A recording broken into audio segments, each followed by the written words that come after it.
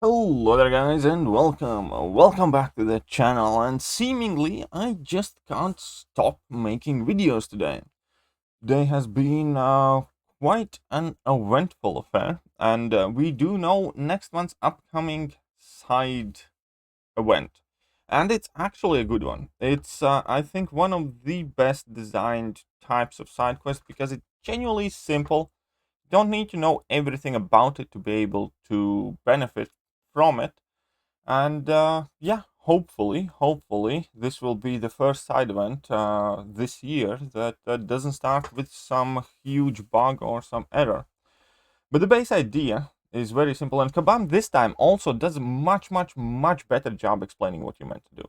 This was one of the bigger criticisms to Kabam when they made these very complicated side events, but they basically just said how everything works, but they never explained from the perspective of player what you're meant to do in what order. And they genuinely do a lot better job explaining. The problem for that is, however, obviously that means the wall of text is immense. It's insane. But I will try my best to break it down for you and go over the most important things. And they have this too long didn't read thing. That's perfect. That's most of what you need to know. Every day you will get solo objective. You don't have to do them daily. You can wait 10 days before you do your solo objectives. Doesn't matter. Basically, every day you get a new solo objective. You can do them every day, or you can do them once a week, or you can pick and choose. However, do your solo objective. Every time you do a solo objective, you can get a key. You use that key to enter a quest, and you complete a quest, and you get your rewards. It's literally as simple as that. You don't need to buy anything. You don't need to choose and pick anything. And it's going to be very straightforward quest. Now, on the downside, you have zero control what you will get as rewards this month outside of the stuff that we get in objectives. And some people will inevitably end up getting a lot more than others if they're lucky with RNG. But we're going to cover that shortly. But I do like this structure. This structure is fairly simple. It's kind of somewhat maybe of a mix of Modoc's Treasure Island, Modoc's Lab thing, maybe not as much, and Mutant Treasure Island. But we're gonna get to that in a second. But the base idea is, yeah, that I explained. The important things that you need to know. All keys are universal. That means any key that you complete, you can pick for any difficulty level. So in this case, you just pretty much want to go for the biggest, the hardest quests that you can do. And that's about it. There is no strategizing, no planning how many entries you need to go there, here, there, whatever. It doesn't matter. Every time you get a key, pick up the most difficult quest that you are in fact able to complete. Also worth noting here is that even if you get stuck, you have to quit out of that quest, you will still get all the rewards that you have acquired along the way up until the point that you quit. And I'm gonna show that here, I think, yes. So we can see that the quest basically is gonna have start, and then you're gonna have about 7 of these mini islands before you get to the boss. And every time you can choose whether you want to fight the mini boss and get the extra reward, or you want to just go straight to the boss and earn lesser rewards, basically. But if you want to get all the rewards, or as much rewards as possible, you will have to do 1, 2, 3, 4, 5, 6, 7, and the 8th fight over here. So if you, for instance, do the first 4 and you're absolutely battered and you don't feel like you can handle the rest of the 3, you can skip to the boss. Or for example, if you are struggling and you see which items you need the most, you go and do those, ignore the others if you don't care for them.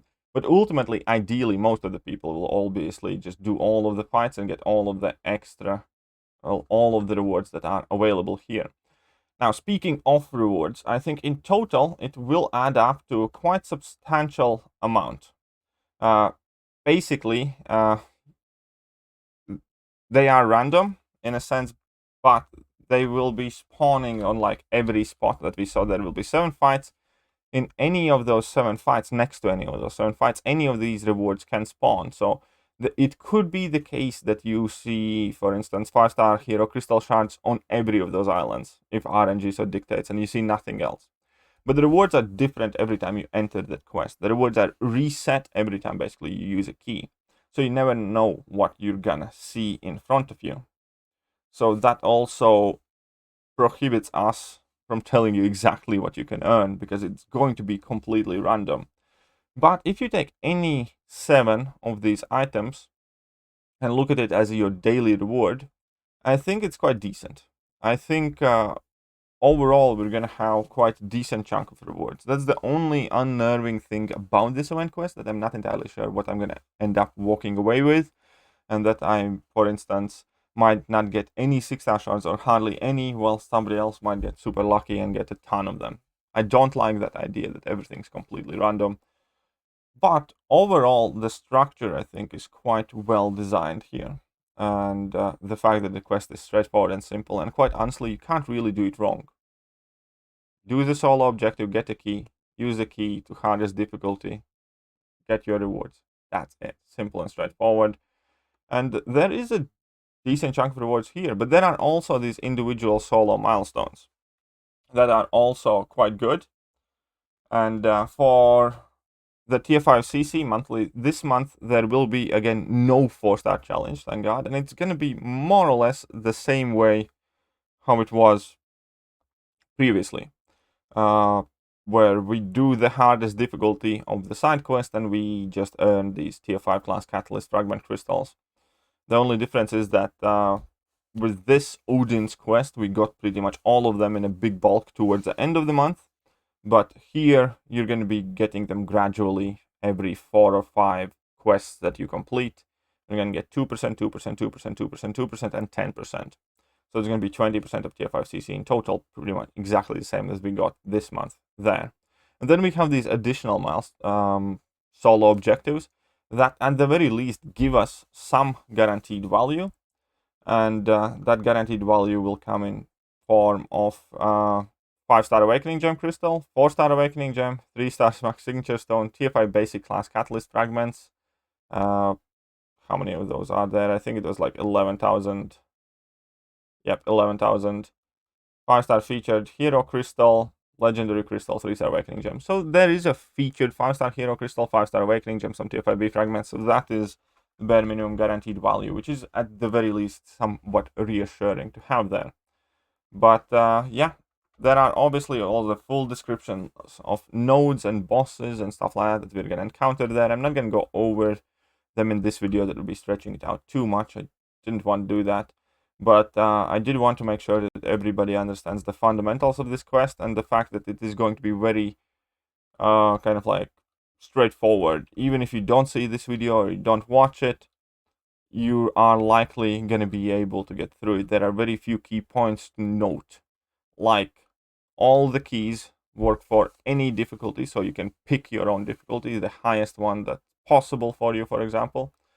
And yeah, that's about it. Just do the daily solo objectives, get the keys, complete the quest, get the random rewards, eventually earn your solo objective rewards. Now, absolutely love the design of this event. I typically think this is one of the 2 best ways these side events can come, because this is very straightforward, very self-evident, no confusion here at all.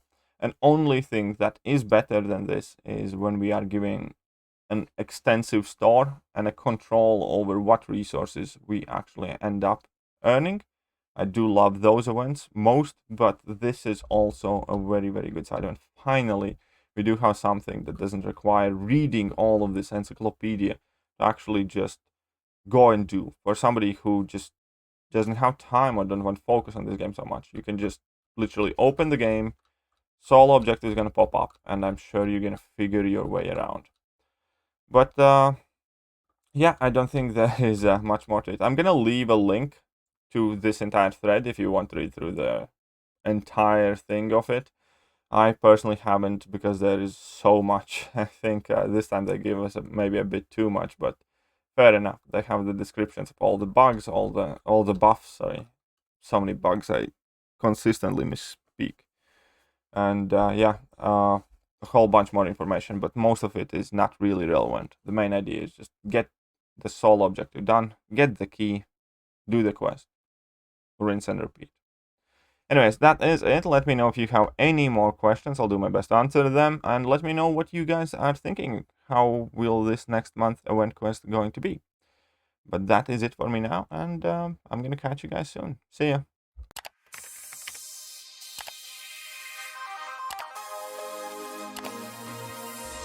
Hello there guys and welcome back to the channel. So we have all the information